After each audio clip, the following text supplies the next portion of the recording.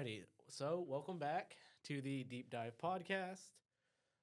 It's been a minute since we've recorded. Unfortunately, we are missing our third member. He's out for the semester, a little too busy to work with us, so that's great. He's having his own awesome opportunities, though. He'd be writing papers for the Marshall soccer team. He's doing a lot of stuff. Yeah, no, well, he's doing WMUL. He's I'm not tell all his business. I don't know. Like, no. I mean, like he's doing radio. He's writing really good papers. I'm like a grandpa. I do be reading every paper, so I've been ironically reading every article he's written this semester. Honestly, support your homies. Yeah, support your homies.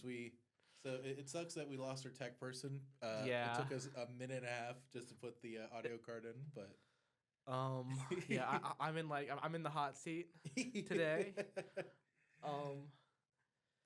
And I've hosted episodes before though. I did the JJK one. Yeah. So it's not completely new to me. Right. Today we're covering Attack on Titan. Might be a shorter one, might be a longer one. Just depends where we're at mentally, to be honest. Yeah. It's both series me and Michael love. Oh, also, introduce myself. I'm Josh. Oh, I'm Michael. Off to a great start. But it's a series that me and Michael both love a lot. It's fantastic. Yes. As that's already been like kind of stated prior, Nate and Josh both have much more anime under their belt than I do, which is probably why it's ridiculous that Attack on Titan as an entire show is all 10s, which is, even for a small list, mine is the only one for series. Like My Hero Academia is the second one that has, I think, like 3 10s. That's honestly wild, though, to be honest, but...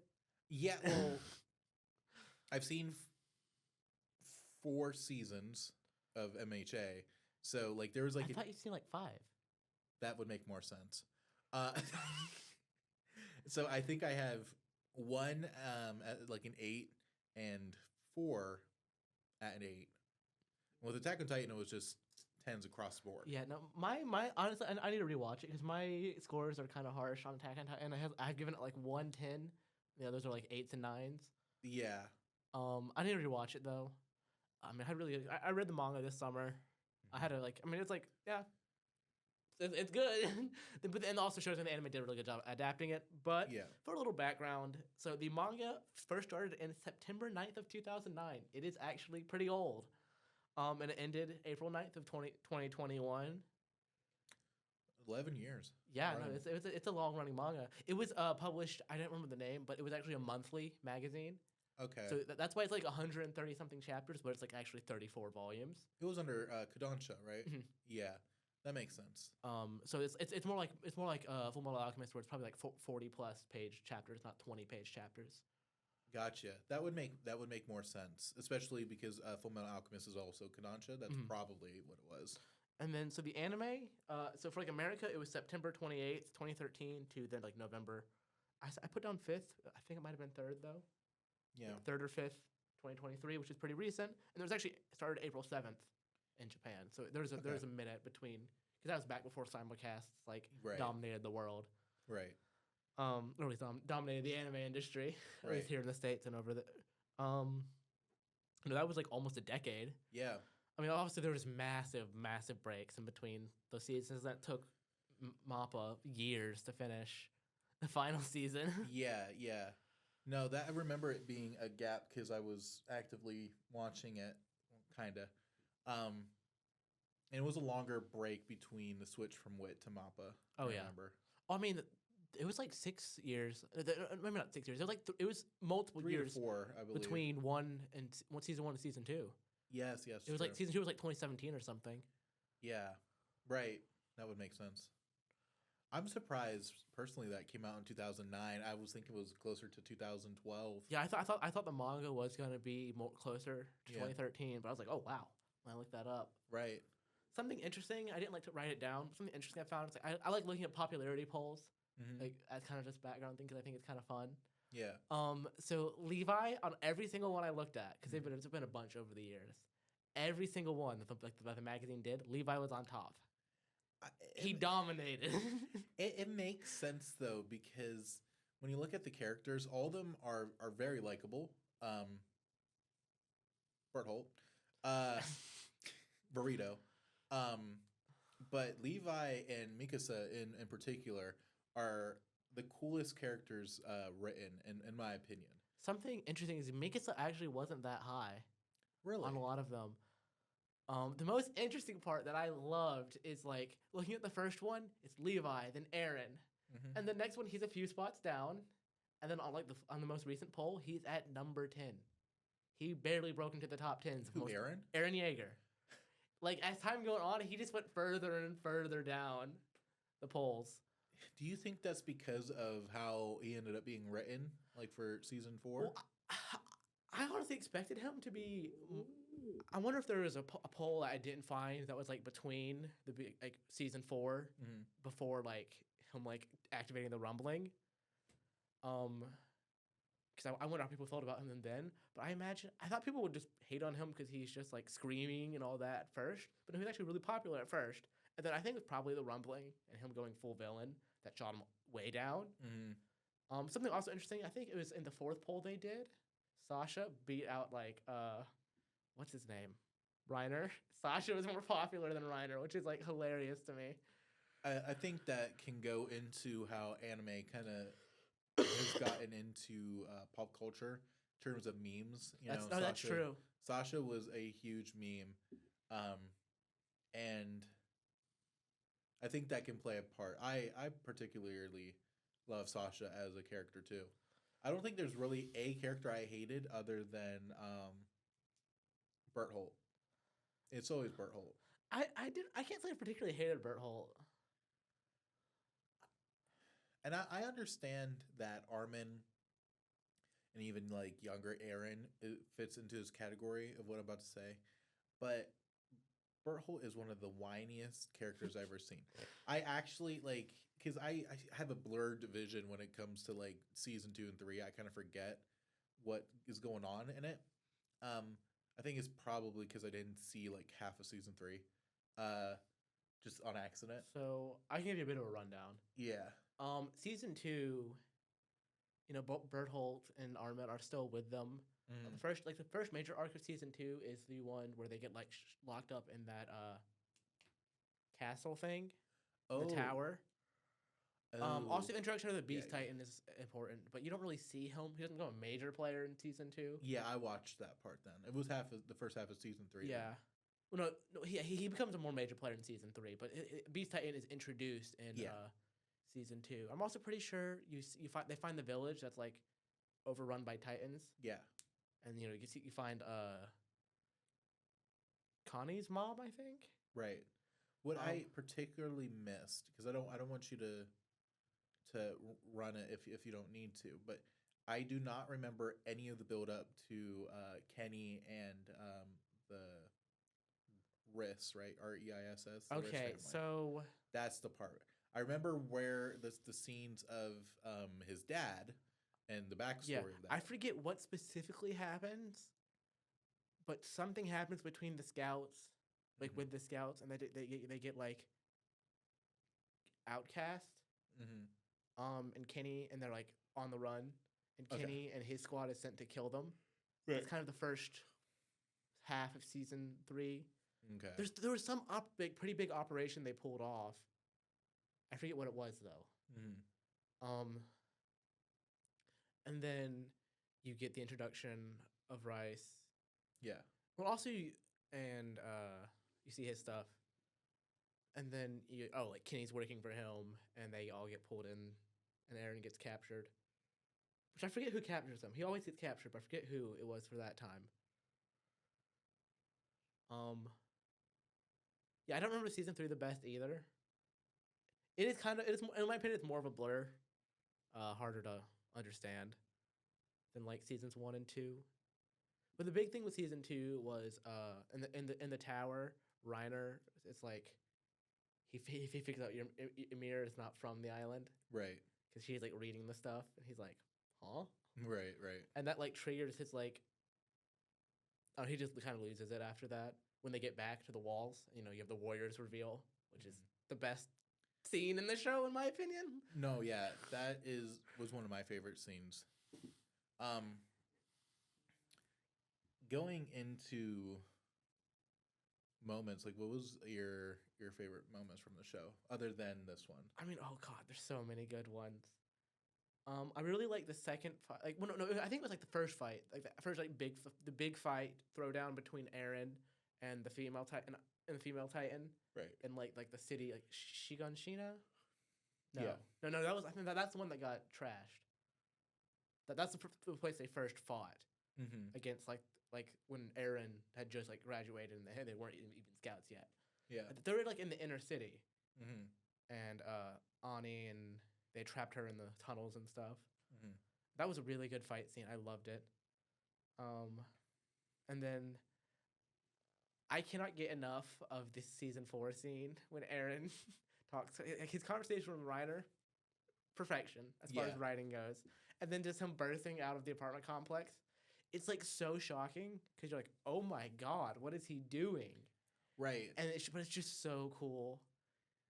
Like because what's his name? I forget the name of the family, but the family that has like the Warhammer Titan. Yeah.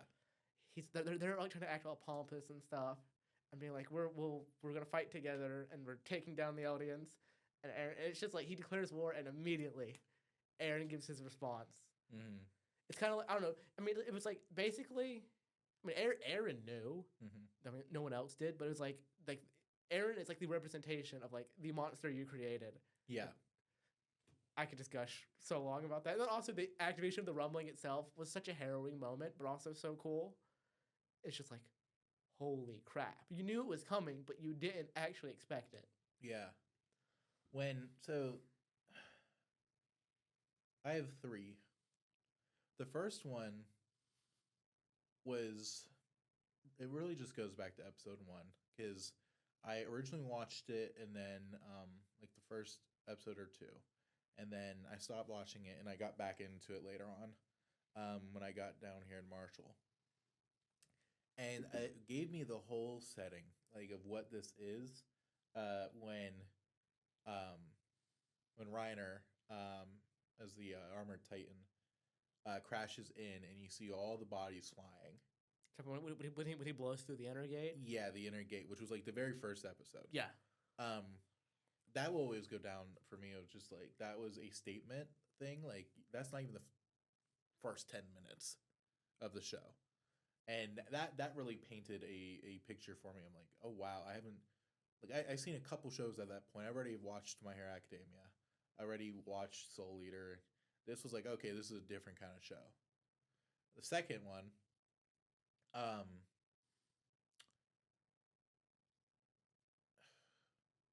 I really enjoyed the court scene where Levi literally beats the crap out of him. And that one was just kind of funny, but also just like a different vibe. Like this isn't your typical show. Like there's different aspects to the show. You know what I mean? Of like there's a system in place. You know what I mean? Like law. Yeah. The government. I mean, that's just good world building. That's what it is. Yeah, it was a good world building. But yeah, no, there's depth and intrigue to the politics. Yes. Like Fullmetal Alchemist. Right. So I technically have 4, and then you've had a year, so I will punch into season 4 too as well. Hanji's sacrifice was oh my god, beautiful. Literally, just think about it, just chills. It's so good. The last 4 episodes that they had, beautiful. But in terms of that one, that was beautifully animated. They really slaved them off for good benefit. I guess. I hate to say, but it was just. I think of that, but I also think of like Connie and Armin, taking out people that they knew. Which I'll be honest with you, I forgot those men's name. I know they were like semi-important supporting characters in the first 2 seasons. No, the people they were taking out were like military police that joined the scouts, I think. Yeah, but okay, I thought that they knew their names because the people were like, "We're your friends," and so I'm like, "Do I know their names?" I know there was like Hitch and one other guy that were like Yeah. named characters in the military police, but I don't know if they got put in the Survey Corps or not. Anyways, Flock was like the main military police guy that became like a Jaegerist. Right. There's oh man, there's something more that I hate in the Jaegerist faction. It was so annoying. Just everything they did was just so frustrating. Right. The last one in particular actually was, I think, in the trailer for the final episode. But them using their is the EDM gear? ODM. ODM? Okay, I was right the first time. The ODM gear, and they were basically like zipping around on Aaron's back. Yeah. Was just such a cool scene. Yeah, no, the ending like shot of them going down towards the founding titan on the like penultimate episode Right. was like that was very good. The music, soundtracks and Attack on Titan, like I slap consistently, and the use of vocals. I've been like re-listening to some of the soundtracks. I'm like, oh my god, it's so good. Also, did you know a lot of those earlier songs are in German? Fun fact for you. Because the show takes place in German. There's a lot of German inspiration. Yeah, I didn't, because you're not like really paying attention to the vocals. Well, yeah, I when you're watching the show, but like re-listening to, I'm like, oh, and I read in the comments like, oh, this is German. I didn't know the songs were German. I knew that it was set in. So that is a fun fact, just that the music was in German. I never realized. Yeah, not all of them, but a lot of the earlier ones were. Yeah, no, that is. We might have to talk about the elephant in the room of why it was in German. Well, no, that actually, the Eldians are the ones that are pressed, though. That's the thing. Yes, but the Jaegerists. I mean, yeah, but that's way later. Well, yeah, I'm just saying that there's probably a lot of real life historical inspiration for the show. I mean, yeah, it's not as direct as something like Full Metal Alchemist. No, but it's. But I mean, yeah, it's a background element. When you're doing stories of oppression. Yeah. I mean, obviously. Yeah, that's gonna get brought up. Something I found interesting is people were criticizing, like when season 4 was originally airing, when people were trying to like criticize the show and call it like pro-fascist, which is like wildly untrue. The Jaegerists are obviously the villains. If you don't understand that like Eren Yeager is a villain at that point, you're kind of missing the plot. Yeah, I did not hear it be called pro-fascist. And my perspective on that is, well, no.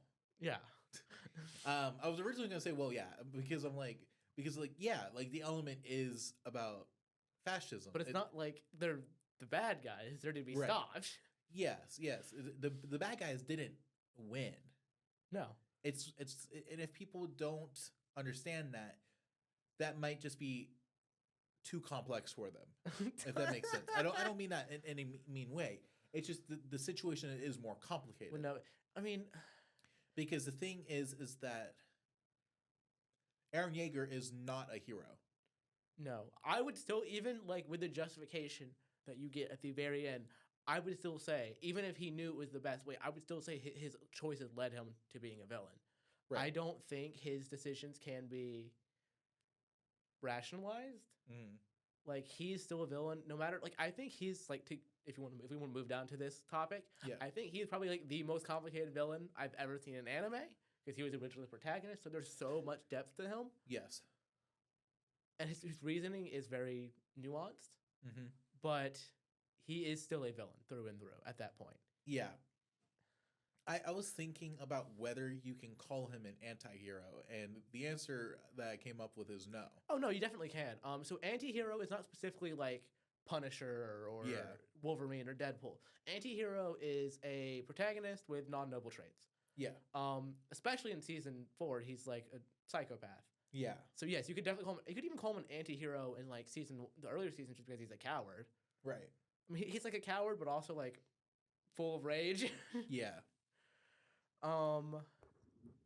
So like you could definitely even call him an anti-hero through the whole show. Like, even in like not to get off like on a tangent about like literary terms, but like when Spider-Man was originally written, he was considered like an anti-hero because he didn't follow the typical mold of like justice and nobility and always having the strong spine. He had difficulties. He didn't want to be Spider-Man. Being an anti-hero isn't about just like doing bad things. Right. It's about basically a non-typical hero, a protagonist who does not fit the heroic ideal or heroic mold. I then I would go back to my point of then saying that he would be an anti-hero because you also have to take perspective into account, which Aaron Yeager has like 15 perspectives in the sense that like you can tell that he's trying to fight against the future that's unfolding, primarily with his reaction to Sasha Sasha's Braun death. dying. And so also when he ends up seeing the future through uh Rice's hand. What's her You name? mean Historia? Historia, thank you. Historia Rice. Um and so you can tell there's moments in there that at first he maybe tried to Yeah. buck the future that is going to come out. So there's one line that explained it a lot. Is he's I think he said to Armin during his conversation with him, he's like, basically the only reason, like, this is the best ending I could create because I'm so weak, because I'm so average. I'm not special. Right. I mean, I feel like, yeah, that's Rose doing a little introspection at the end. Right. Yeah, and so that shows that like he was trying to debunk the future, and when because I do think that there are a couple events that he chose differently, but I don't have enough insight. I'd have to rewatch it or Yeah, I think research it. Sasha's death is probably the moment where he stops trying, Yeah. and he fully gives in. Right. Also, the thing of, like, the one scene, the one flashback where it's just him talking to that kid, Mm-hmm. and like, I don't know if it was Marley or not. I believe so. Yeah. And he was just like, he burst into tears. It's like, I don't want to kill all of you. Yeah. It's like just crazy. It's just like, oh, like, he's not heartless. He's forcing himself to do this. Yeah. Which is like still bad. Yeah. But it adds depth to him. It also adds into the fact how all this could have been slightly different if Mikasa and him like actually stay their feelings, which it seemed like there was an opportunity. Yeah.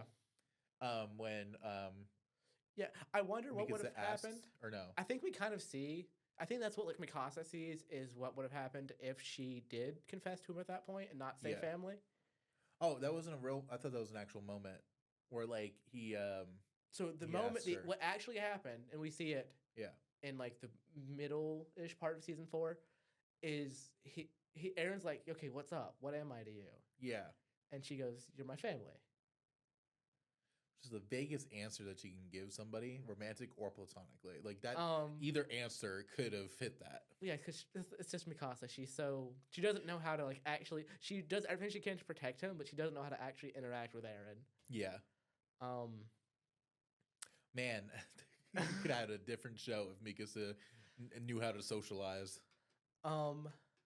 She didn't get traumatized. Yeah, and I'm curious. I wonder if Aaron showed her, like, with what she sees in those final episodes. I wonder if that's something Aaron showed her, or if it's similar to the Lost Girls side story, where it's kind of like just a fantasy in her own head. Right. That's not clear. Like, Armin's conversation with Aaron talked with him. He presumably he said he talked with like everyone, with all of like his people, the people he knew, he was friends with. And he just like, as he was doing it, he would go and talk to them. Yeah. And then he would just yoink the memories until and held them until after he died.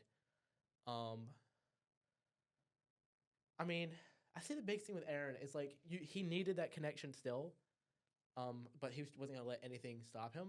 Like no matter, and like this is kind of getting to the conversation we wanted to have about Aaron and Reiner, is no matter what happens with Aaron, even his like human side, he fights against it because like nothing will stop him. Yeah. Like when he set his mind to a goal, he could not be stopped. Right. He brought about the future he saw, and that's just what he always moved forward. Like you can't contain who he is. He's always moving forward. If it's who he is and the Titan he holds is the Attack Titan,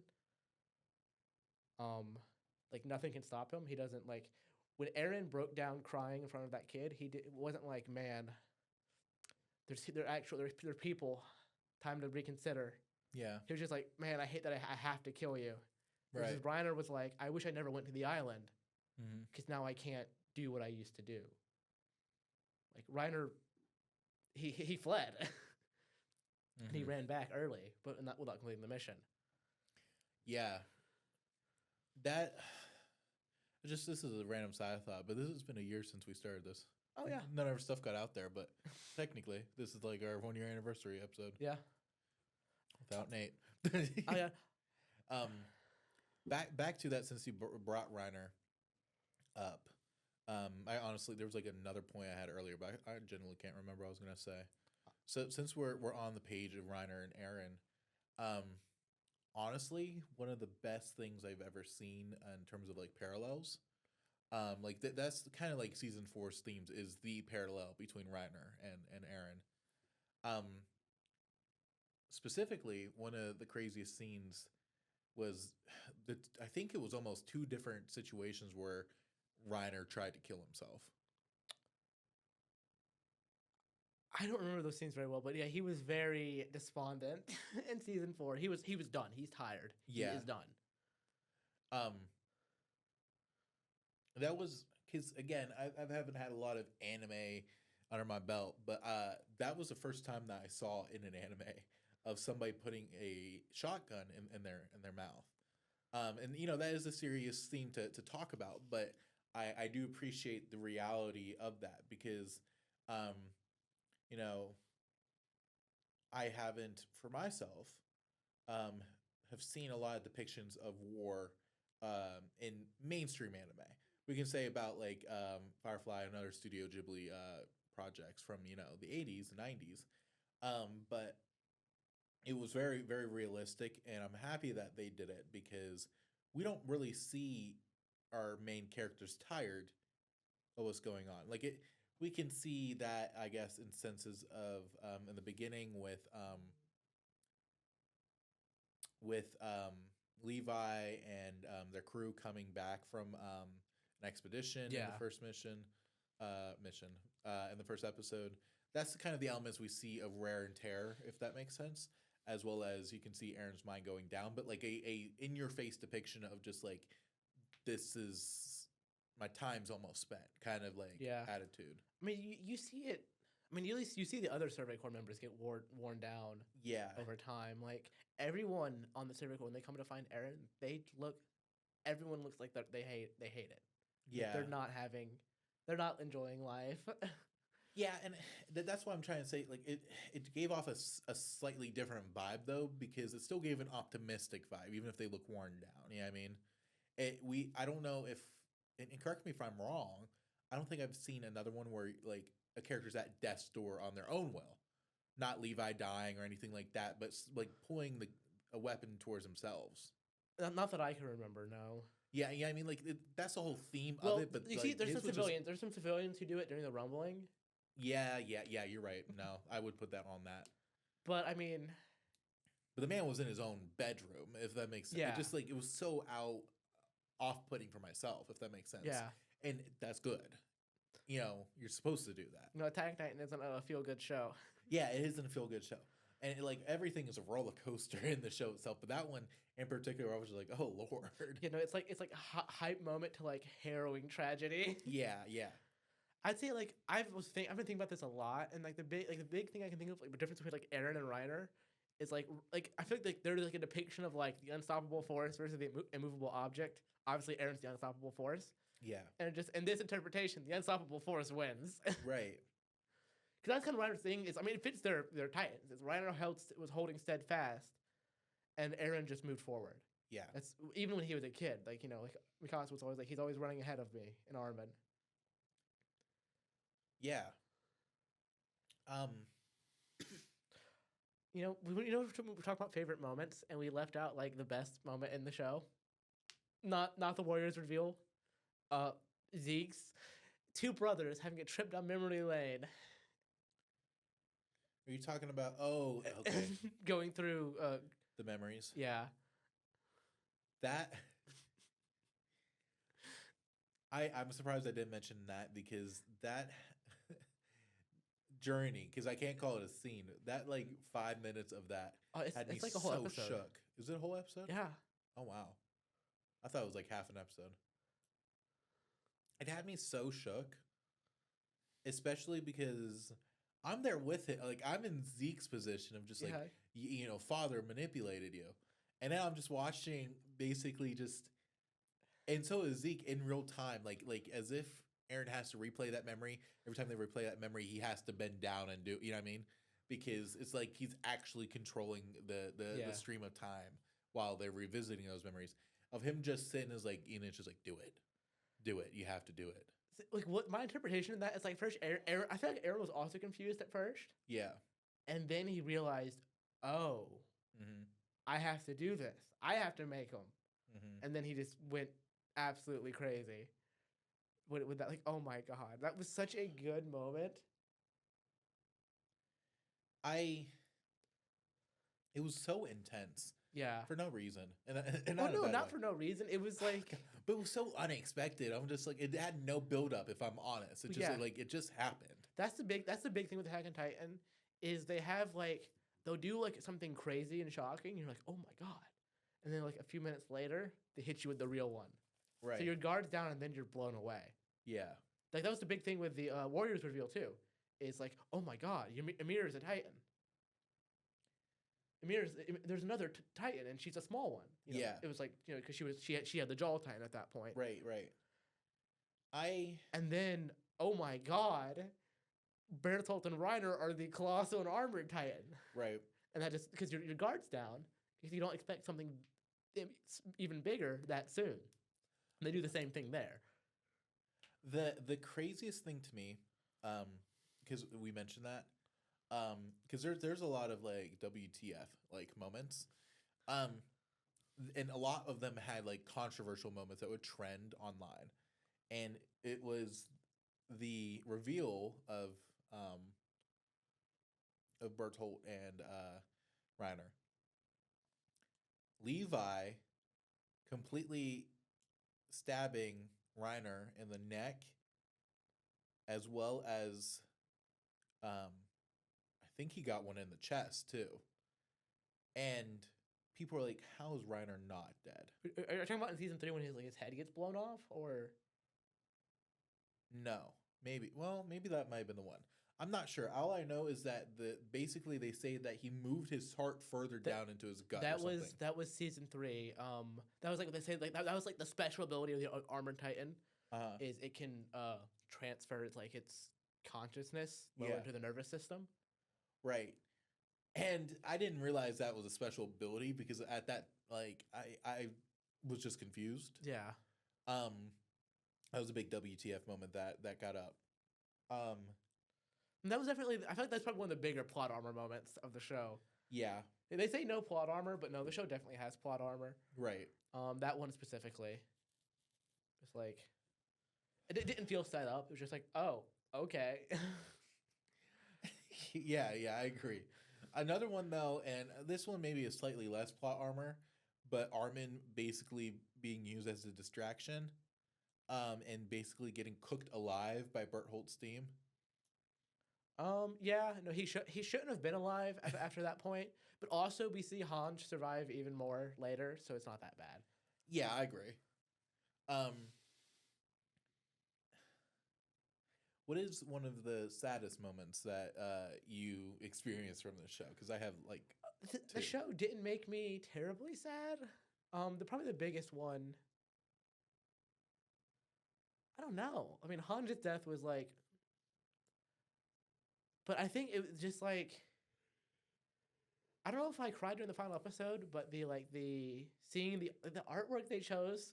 Mm-hmm. Like hits you so hard afterwards because it's just like the cabin. It says "See you later, Aaron." Really hit me, and it's just like the "See you later, Aaron" was like, it's over. Yeah, there's a couple scenes that like actually kind of like get me in the feels. And was it Marco that got betrayed by them? Mm-hmm. That scene in particular, like it kind of makes me sad, but also got me like actually like slightly agitated. Too. And it was mainly because that is when you see that this is affecting Reiner because he has a drastic personality change. Yeah, no, he was ping-ponging back and forth between like the soldier and the warrior. Yeah. And they didn't like the soldier did not like remember. who he actually was. Right. But that had me agitated because it was really real. And the thing is, like, I appreciate the scene, but Marco like crying out in confusion, like definitely like affected me slightly. But then also with just like with Reiner, didn't Reiner like choke Annie out or something? Like he had like he like broke for some reason and got really aggressive. That was probably the like soldier persona kicking in and trying Yeah. to save him and be like, "What's happening?" Right, right. And like because And I remember, it's then Bertolt talks about as like you're a warrior yeah, and it's tries to bring the mhm, real Reiner back. right. Yeah, because that's why I remember it. Because I remember Annie getting choked, and I think it was because Reiner like just randomly snapped and attacked her. But that entire scene had me like feeling a lot of different emotions. The second one, I mean, I was slightly upset when what's the head general's name? It was like Prixie? No. Oh God, Yeah, that had me a little like kind of upset because I really liked his Pixis, character. something like that. Yeah, Pixis. Something like that. I don't think that's the actual name, but it's Yeah. close. No, it sounds very close. But him looking down while he was taking a drink while everyone was turning into Yeah. Titans had me like kind of screwed up. Just because I was just like, oh wow, I, another one with Levi and his crew too. yeah, when they got destroyed by Annie. Yeah. Well, Um, not that one. Oh, It was when Zeke's fluid was transferred into the alcohol, and they were all camping out in the woods, and he had to get out while Zeke was like running away. poor Levi. He always No, oh my god, that one. No, I actually now that I'm thinking about that, that actually had me very upset because you can see the look on his face and all his comrades falling out of the trees, turning into Titans. Yeah, I mean Levi has experienced that losing So his team often. so many times. Yeah, and he had the going back as you mentioned his personal crew, because I think that he even thought back to that. I'm not exactly sure, but specifically, first off, the way his crew died was very brutal. Annie's a monster. But the fact that he had to tell the girl's parents, if I remember correctly, they were supposed to be engaged or something like that. Um, I remember something of the sort. Like it was implied that like that was supposed to be uh they were supposed to get together. That was the plan. And I think that was mentioned when he talked to her parents. I can't say. Maybe I'm just making that part up, but I remember there was supposed to be because they also people could have just shipped them, but there was like a specific closeness between them, and he specifically looked back at her body when it got dropped out of the wagon so they could get into the walls quicker. Like he was more focused on her dying than anyone else, and I think it was because they had like a relationship brewing, if that makes sense. Yeah, the one thing is I'm glad Levi survived. Yes, through me it. too. Like he's like in bad shape Right. after like he took so many injuries during this course of the show. But I'm so glad, like seeing him give the candy to like the kids. I was just like, okay, Yeah. that's nice to see. Yeah, it's I will say Armin becoming the commander over Levi was crazy even before his full injuries. Well, Levi just wasn't. He was a fighter and a captain, but he Mhm. wasn't like a tactician. That's true. It just usually because at that point I didn't realize, but because in my mind, like usually the person that's second in command, Yeah, uh, I mean Levi got passed up yeah. for Hanj. Well, Hanj was like one of the top leaders too. I didn't have an issue with Hanj going up because Hanj was like also like a lieutenant, Yeah, which was like right below Levi. It made sense one of the two was going to go up. yeah. But just was like Armin literally had went from like an unpositioned rank, if that makes sense. Like we don't know what the rank was, but it was obviously nowhere near leadership. Well, I mean, he was still a big player. That's the reason. Like the reason Levi brought him back instead of Erwin Yeah, that's true. is like Levi believed in him. I mean, Yeah. Levi believed in all of them is the thing, and like I'm not to like backpedal too much, but like one of the best depictions of like seeing rereading the scene because when I read the manga is like the scene in the forest where Levi's like, okay, you choose. Mhm. Do you want to put your faith in your comrades and we're gonna fight Annie, or do you want to fight? Do you want to go Titan mode and fight her? Mhm. He's like, okay, I'll trust my comrades, Mhm. and then they get slaughtered. And that was a bit because Levi was putting his trust in Aaron there too, Mhm. and that's a big moment that reinforces his kind of nature of just moving forward and doing it himself. Yeah. When I don't know. There's two routes I want to go. I kind of want to go either talk about like some inspiration comparisons. Like, what do you think this? How do you think Attack on Titan was created? But I also want to talk about the ending. But I'll let you choose. I mean, we can talk about both. Oh no, we can't. There's something I was gonna bring up, but I need to get you to watch the show first. I'm not gonna tell you which one, but there's a good show. It's you can tell the Attack on Titan ending riffs pretty strongly on its ending. Mm. Um, it's something some people criticize the show for. I think they're different enough to where it's fine. Yeah. But so yeah, I won't mention the show, and I'll secretly get you to watch it at some point in the future. Oh, okay. So what do you think are some other than that show? Like, are some big elements of storytelling? Like, what do you think is inspired from? I really don't know. Like, obviously, it's inspired by a lot of like. There's a lot of themes that you see in different mecha. Mm-hmm. But I don't know enough mecha to like actually know. The most popular one was Evan. The Neon Genesis Evangelion. yeah. Thanks. um, I know this is mainly just memes I've seen it from, but I honestly do think about if it's like heavily inspired from.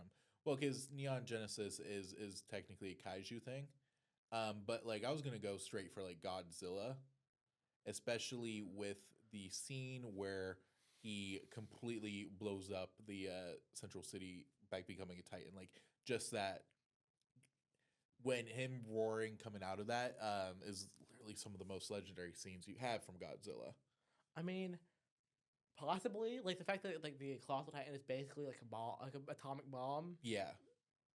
And Godzilla has been nicknamed the atomic bomb. Yeah, like that's probably, but I don't know for certain. I'm not saying that's a heavy inspiration, but I'm just like Yeah. I think some of the scenes in the manga and the show came from. I mean, Godzilla. you bring up Neon Genesis. I can definitely see some parallels between Shinji and Eren, but like very light ones. Because Eren moves forward, Shinji like curls up and does nothing. Yeah. I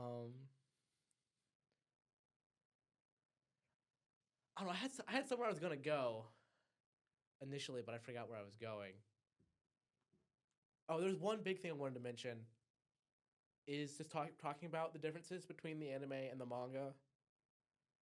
Is like I recently read the manga this summer, and one of the biggest things I noticed is the order of arcs is different at the very beginning. So the anime, it goes from the fall of like the main wall. I forget the name. Like it's like Maria, Rose, whatever. I forget the names of the walls. And then it goes into like the training, like arc where they're trying to becoming soldiers, and then you go to the fall of Shiganshina. I know I'm butchering the name. Apologies, but Shiganshina.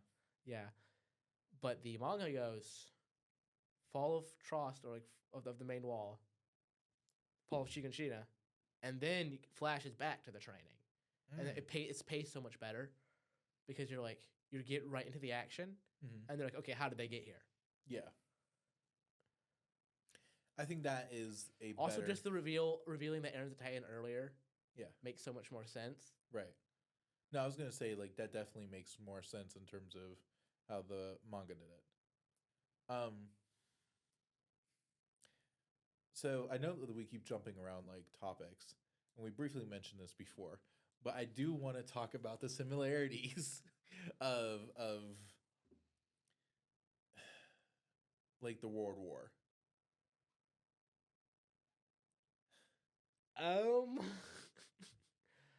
Or I can talk and you can listen. Yeah, I don't have a lot to say on that. Okay, I just did a project on like a Polish movie. Actually, before we move on to that, I want to hit on the manga more. Okay. Just general tone is I noticed is the manga is feels a bit more violent. Mm-hmm. Like feels a bit darker.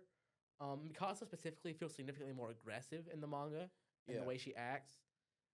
Um, and like I mean, she's already like protective of Eren, but you feel that a lot stronger in the manga of like how aggressively protective of him she is. Mm-hmm. So it makes other stuff make more sense later on. And one thing that's interesting is I would say the ending in the anime works better.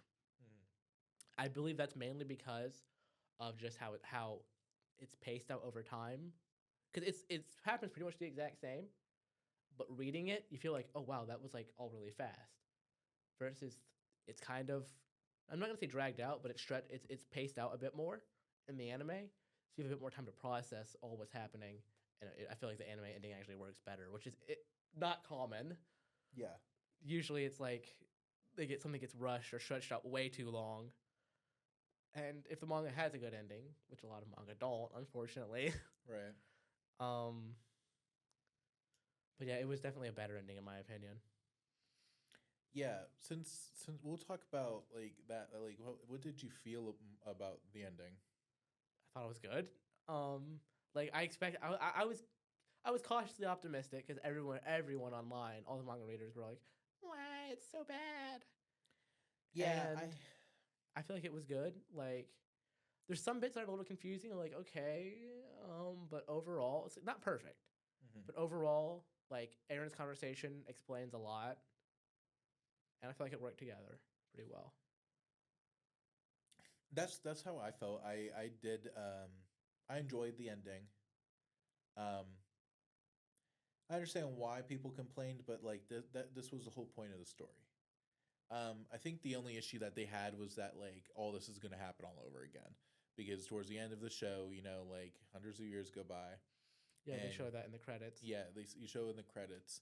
That was my issue was the credits rather than just Aaron dying. Aaron needed to die. Well, I don't think people didn't have issue with Aaron dying. Like everyone saw that coming.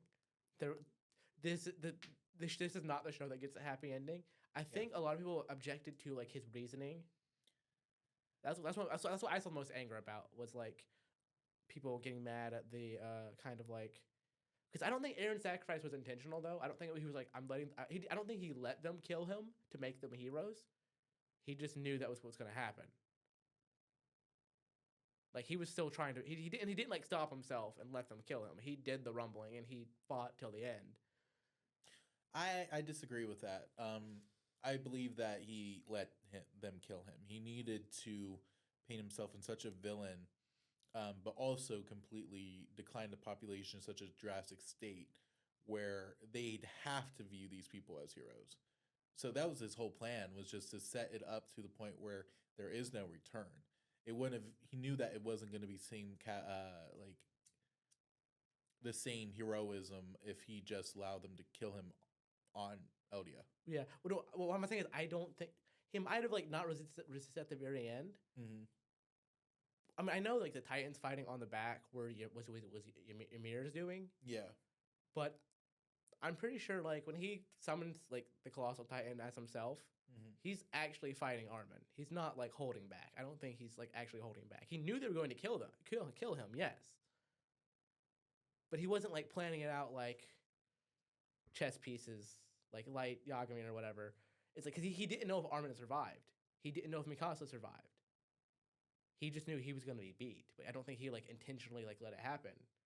It's just he followed through with the future he saw. Like I don't think he held himself back in any way or sabotaged any of his efforts. Yeah. I think that he saw how he died. So I generally think he would have had to have known. I don't know how it necessarily works. I don't know if he just sees the future from his perspective, and that means he doesn't see the future from others. So yeah, I don't think he could see them planning their pieces. How he sees his own future. He can't just like read his own future. What he saw of his future was what Grisha saw of his future, if that makes sense. Because you can inherit future memories Mm-hmm. from you can inherit memories from future holders, and you can see the memories of past holders. So that's how he was able to see his own future. Mm-hmm. Was what Grisha inherited from him. Mm. Is he had Grisha's memories and he saw that. Okay. It's a little convoluted, but Yeah. because he can't just read his own future. He doesn't have foresight like that. Yeah. Well, at that point, then like I don't know, I just feel like then he was able to see him get killed by Mikasa. Well, yeah, he knew he was gonna die, and he knew like Mikasa's actions were like the pivotal, were the key thing to like ending it. Yeah. But he didn't know she was gonna survive after that, like because she could have easily died after killing him. Oh, okay. Yeah. No, I guess. But like, the biggest thing is like he didn't know if Armin survived. Right. Like he wasn't like he wasn't holding back in that fight. I don't think. No, I don't. I'm not saying that I don't think he made it too hard, and I don't think he made it too easy. If that makes sense, he fought. That's what I mean. It's just like I generally don't think like he was trying to kill them. If that makes sense. Well, I mean, yeah, they were his friends. So Yeah, right. That's what I mean. Is that I don't think it was like his whole plan was like everything's gonna die one way or another. It's just that like he needed to make them believe that he was fighting them. yeah. My whole thing that I do kind of agree with people in terms of the credit scene, could potentially have viewers think like, what was the whole point of this show? Well, Because I of think the rebuilding the civilization just for war to happen again. I think the credit scene's a little artsy fartsy. Yeah. Historia makes me so bad because it's like she was like, okay, Jaegerist, time to prepare for war. Like, Eren, I know this is not what you wanted, but I'm gonna do it anyways. Like, she specifically says that when they're Does like she actually? arming up the government and stuff. Yeah. Oh, I I thought mean, that- she doesn't say like, but I'm gonna do it anyways. But she's like, I know this isn't the future you wanted, Eren. How long was she in charge? I forget how long she was in charge of the government. I thought she was just in a barn somewhere. You know, she comes back at some point after the Titans were gone. She's in charge again. Oh, is she really? Yeah. Was that shown in the anime? Yeah. That's what I'm talking about. Oh, okay. This would have been a later season 3 thing. No, Okay. this is very end of season 4. Like, this is like right before the credits. I missed It's that. like they talk about like, you know, the Eldians still prepared for war, Huh. even without the Titans. That's interesting. I don't remember that. And then, but the scene of like it going in the future and war and building it back up, that's just kind of a commentary on human nature. I think, like, Yeah. that's kind of just how life is and it's inevitable. The most interesting, the weirdest part is like the kid that has Mikasa's scarf, Mm-hmm. which is good to see. Like, she had apparently presumably had descendants because someone has her scarf. Was it canon that her and Jean got together? There's nothing shown. Okay. I think that's just shippers. Okay. Like, I mean, Jean definitely like like infatuated with her, and they Yeah. they always made the crack of like that's probably where people got it from is he liked her, Mhm. and people said Jean was most similar to Eren. I would say that is a similar parallel, but not like a direct one with. No, yeah, him but and people in Reiner. universe said that. Yeah. Oh, okay. Not like his like, not like comparing like to like Eren the monster, but just Eren like more as a person. Yeah. But no, that's not really like commented on. Mm. It's just you see that in the after credits scene of like at some point the kid comes back who has Eren's scarf originally, Yeah. and he goes into the tree that looks like we don't know if that's like the one. That's like the most like what is the meaning of this? Is Mhm. this the tree that Ymir got her power from? Right. I don't think so Mm-hmm. because it's the tree that Mikasa was sitting under. Right. So I don't think so, but I'm not like that's just like what is this saying? Right. Yeah. No, that's the thing that I wonder too. It this is like a vague similarity, but almost gave me the sense of like when they tried ending Adventure Time, they had two other characters that vaguely looked like Finn and Jake, and that was a similar situation I was getting with this, which is like, okay, this person's wearing like Mikasa's scarf and wandering towards a tree. Yeah, I've no clue. The what I interpreted was that it was starting all over again, and I was just like, I don't okay. think so. Right? Because like I'm fine with bad endings, but I don't like the and we started the cycle anew thing. I'm like, No, I don't I like don't that think those kind of so. messages. I honestly don't get what that was trying to say. Yeah. because like the Titans are gone. Right. Like because Amir was the one who made that. I mean, she had like her powers as the founding Titan, but Amir was like, oh, okay. After seeing like that connection she had with Mikasa, Mhm. is that's what made her stop, like get rid of the Titans and like stop letting them be Titans. The powers were gone. Yeah. I don't even know if like that specific mystic creature that gave her the powers still exists. Right. I feel like it was kind of implied that it also kind of died because it Mhm. was separated from like Eren when Yeah. the Titans were like removed from existence. Right. Um, that was one weird moment. Not to like get off topic, but like just seeing like Reiner wrestle that thing, it was just like, what? Yeah. No, you also did mention you did mention how the book is slightly more brutal. Um they PG'd the heck out of I'm forgetting the brothers' names because there's two of them. But he gets his like head blown off. Half of it. Um and they cover it with smoke. But in the manga, from what I remember seeing online, it's like actually like bloody and like a little grotesque. Yeah, well, you can also be more grotesque when you're doing black and white. Yeah. That's the thing is you can show it, Uh-huh. but it's not grotesque because it's not gore. It's not like the colors of gore. Yeah.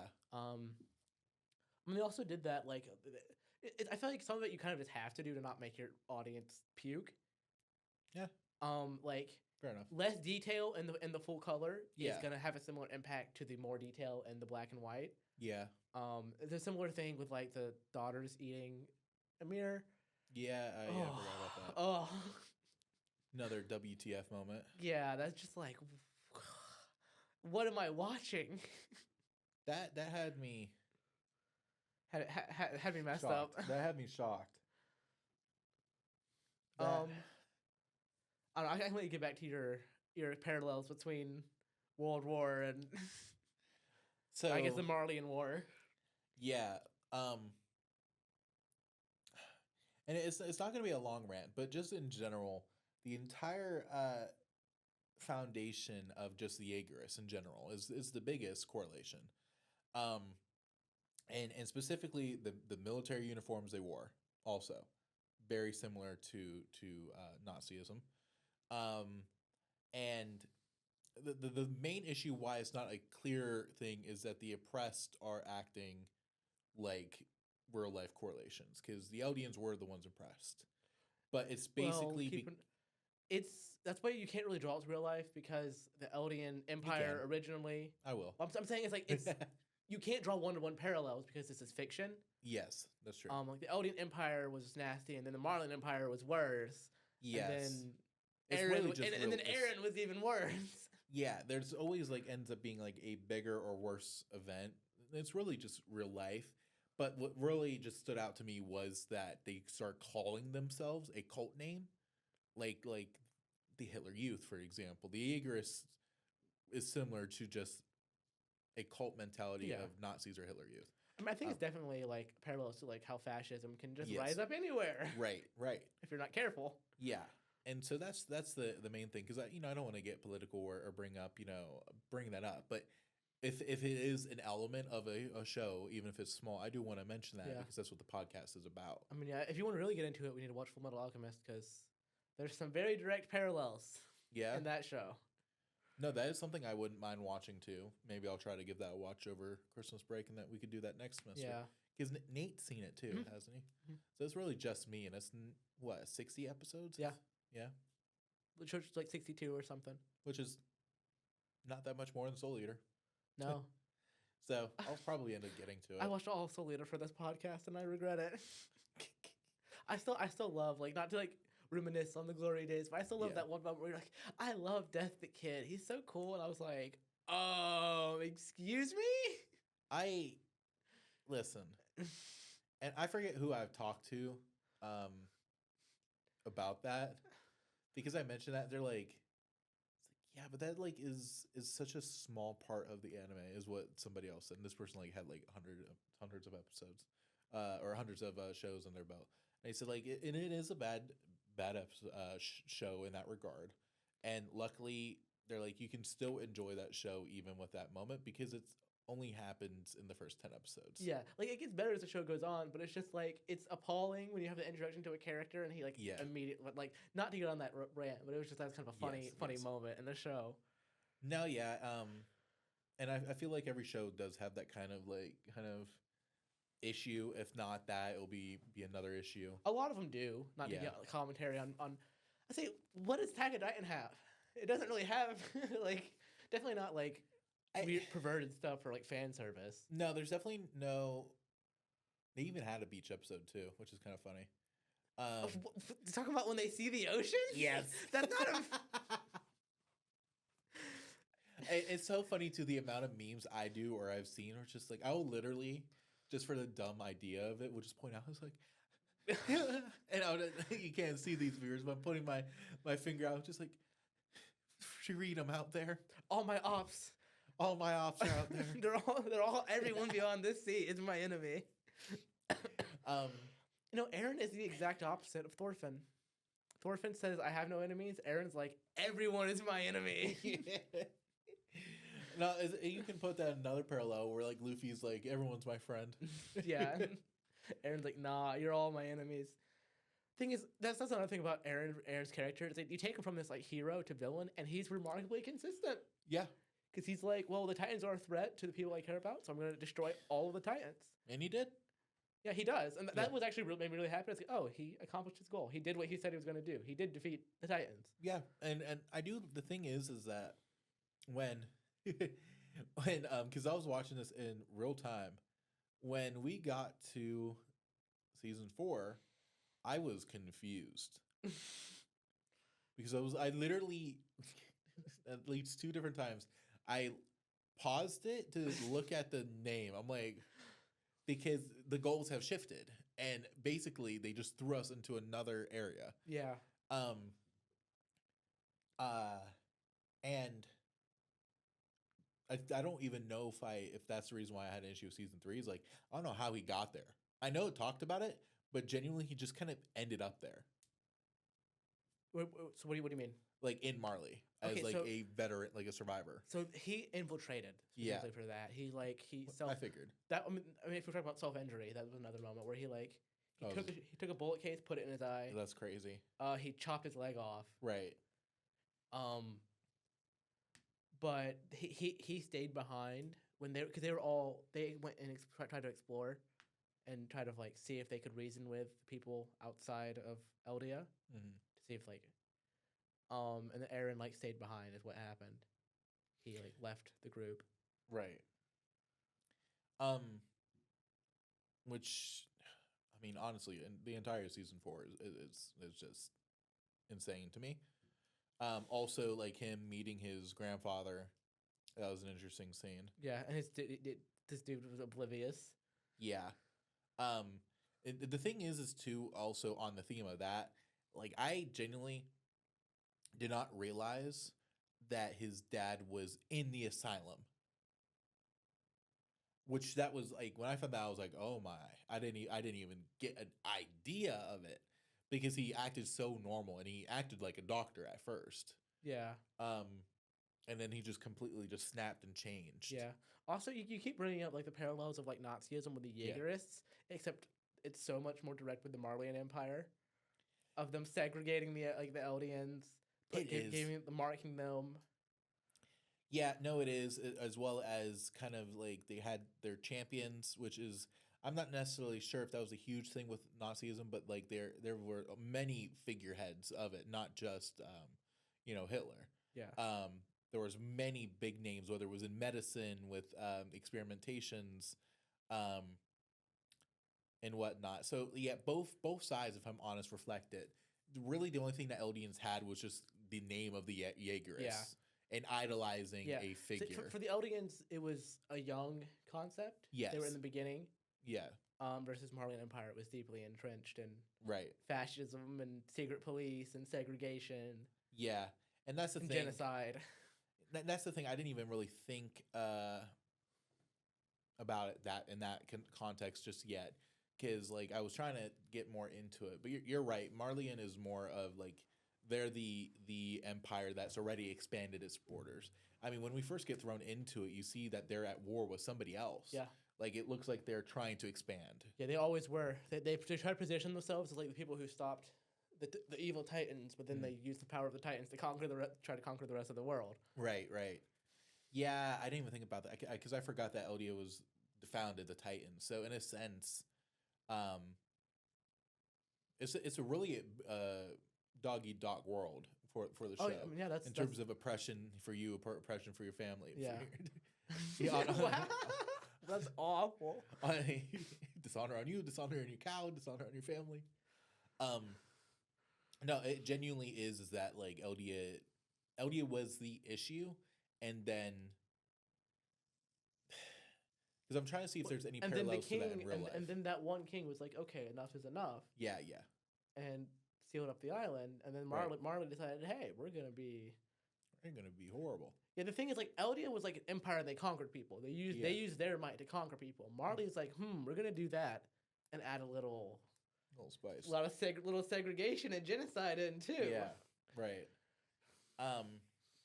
And that's just interesting to me because that's the reason why I really enjoy the show too, because it was just like a lot of like Yeah. you can look at that in real life too.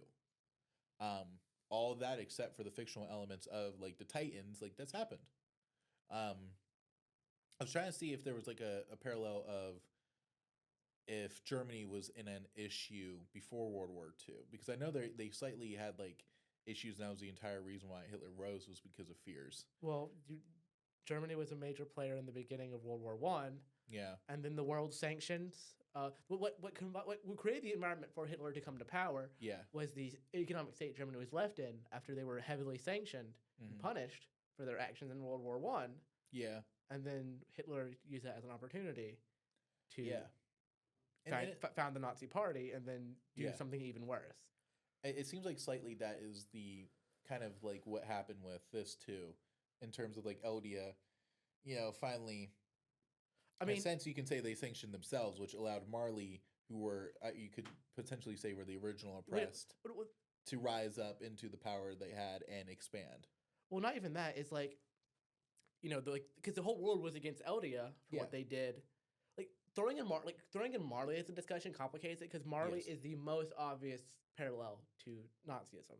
Yeah, but the But issue like the is whole that like Eldia Eldia was against the whole world and they tried to conquer it. And then the whole world was against Eldia, and that created the environment for Eren Yeager to. I mean, he didn't like rise to power. He was kind of his own thing. He used the Jaegerists a little bit, but he wasn't like part of them. But it created an environment for Eren and the Jaegerists to rise to power and then try to decimate the world. Yeah, Except like there's bits and pieces that are like separate that you can connect to World War history. Yeah. But they don't all mesh together.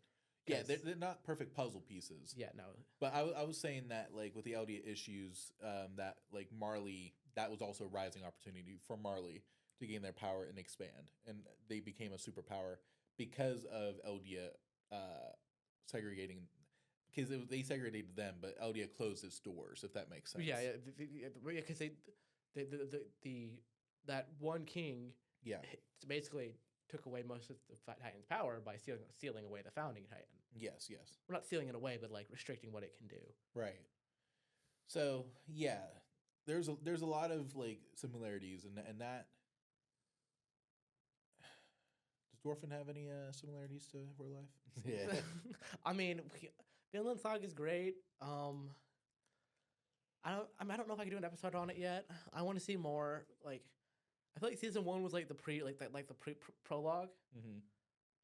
of like Vinland Saga could have started in season 2, Yeah. and we learned about his backstory. Mhm. Not like we're mega tangent, but I want to see more of the story. Yeah. And see more of like the character, the human Thorfinn is now, and now he's finally on his journey Mhm. to go to Vinland. Like I feel like a lot of this older stuff was just like, how did he get to finally seeking out Vinland? Right. Do you just I guess we might be close to wrapping up. in this Yeah. Vibe. Where do you have Eren in your like? I don't know. Does he meet your top 10, top 20 protagonists? I mean, definitely. Like I'm definitely say Lelouch, Lamperouge is up there. Eren Yeager's up there. I mean, there's a lot of other ones. It's like definitely most interesting. Like there's ones I like. Like I like all my shonen heroes. Yeah. Um, but a lot of them aren't like super interesting. Like Right. Naruto's great and Talk no Jutsu's great, but also this is a show for people younger than I am. Yeah. And it's weird feeling yourself like I'm not like aging out of anime, but I'm like my taste is already changing. Yeah. I'm like I don't like it. I've noticed that I've started like realizing that I slightly appreciate like slice of life, if that makes sense. Oh God. I know it's a little weird, but it's just kind of like I was like really into the shonen and action stuff, but I'm also like I feel like I'm getting into the mindset just because I've been getting my life together. We're just like something like just relaxing Yeah. is good too. Like I really enjoy Comey. Yeah. I think a big part of it is for me is the volume I've watched Mm-hmm. and the how much of it's been shown in. Yeah. It's like I'm trying to get. I love Bungo Stray Dogs. I'm watching that right now. Right. I know this will be like. We should probably put an ending in here before this, and Mhm. this might be like the after part. But I love Bungo Stray Dogs. Like it's a good show, but I can't get myself to like into it like I used to be able to get into shows. Yeah. Like Black Clover, I got 24 episodes in, and I was like, eh. Yeah. That's the thing. Like, I would like to catch up on One Piece, but I just can't bring myself to do it. I think with me, Aaron is definitely in my top 10. Like I don't like Luffy as like a main character like more than Oh, okay. like others is, Yeah. is what I mean. So like in my top 10, like I do think Aaron is above Luffy. I think he's above Naruto. Um, I would say he's above Soul. I haven't found like a main character where I really kind of enjoy, Yeah, and I like Aaron because of how complex he is. I mean, complex doesn't mean best. Like Luffy's great because of he's kind of so pure in what he is. But there's definitely a draw to like it's more interesting to like dissect characters like Luffy, characters like Lelouch, characters like I'm not a big fan of Light, but if you're a fan of Light, Yagami, Yeah, go off. I mean, like it's like thing. Like I love the basic shonen MCs: Itadori, Izuku, Naruto. But I can't say they're like my top 10 favorite characters. So, where would you overall rank this? I know we briefly talked about it, but I mean, as a whole show, regardless of like season by season. it's definitely it's hard to give a number. I find myself like leaning away from numbers. I'm like, maybe tier lists are the way to go. Mm-hmm. So I like tier lists because they're like a classification. You're not like assigning a value. You're just classifying it and what it is. Okay. I mean, it's definitely an S tier show. It's a masterpiece, just through and through. I would even put its own category in terms of like an SS, if Yeah. that makes sense. Like, because if you put it like in terms of S, I would put Soul Eater at an S. I would put Leave Me Alone. I know I even ranked it lower, but it's still an S. If we're going by category, it's an A or an S. Yeah. If we go by numbers, it's an 8. Even A's, not to get in the weeds on that, but to each their own. It's an SS. God. It's an SS, and I would give it a 9.5. Like I know I had like 10s for all of it, but I will say that season 2 was its weakest. So I'll give it a whole overall show 9.5. I would say the thing is like nothing's perfect, so I don't ever expect anything to be perfect. Like It's as a dang full near experience, it's a 10 out of 10. Honestly, even though I don't rank each of them, like Yeah. the whole is greater than the sum of its parts, in my opinion. It's definitely a masterpiece. I really hope, Hajime Isayama makes something else. I will be on that manga day one if they come out with another one. Yeah. I think that's a big if. Is a lot of mangaka do one big series and they're like, okay, I'm done. Right. But if Hajime, if they come out with something anything else, I'm as soon as volume launches in the States, I'm on it. Yeah, when you get into shonen or even any other genres like that, they really maybe have at most 2. Like his, I know Toriyama had 2 to 3, and a couple of his works were getting like remastered or like they made something that was like a very short story of his back in the day that never got like television. But you really only have to you look at like the other genres like the Reborn in Another World series, isekais, or horrors, or slice of lives, and they'll have like maybe 5 different works. And it's Yeah. primarily because they're much shorter. Yeah. I don't. It's just a big thing. Even with like series that aren't super long, is like you typically have like if you get one break in shonen, that's probably all you're gonna get, Mm-hmm. which is crazy to me. Because I honestly wouldn't expect another work from them to be like shonen. I would expect they would do something different. Yeah. Um, but I would love to see it. Like their story planning is immaculate. Yes. It's been 3 years since the Attack on Titan ended, so I'm curious to see if they've been planning something in that time. Yeah. To compare that, I know that Oda for One Piece talked about wanting to create something else after this. That's crazy. If I remember correctly, he said that it obviously wouldn't be as long as One Piece is, but he wants to do something like a mecha or cyborg, if I remember Okay. correctly. More like a futuristic Yeah. or cyberpunk feel. I feel like if they did anything else for like, it would be more similar to like Vinland Saga. I don't know. That's the impression Yeah. I get.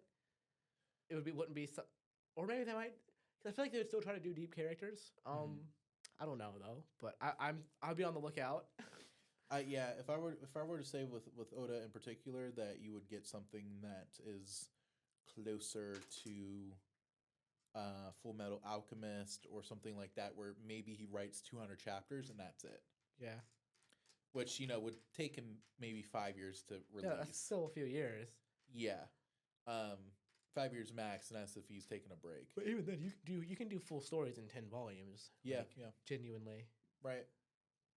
I just know that you either got a chance where he consistently releases something, or he becomes like Hunter x Hunter, where they release like a chapter a year. Yeah, there's multiple elements for that. Is a lot of that is due to his medical issues Yes, yes. for that's Hunter true. x Hunter, which like, I feel awful. I'm like, man, because he wants to finish it. He Yeah. really does, but it's like life sucks, Right.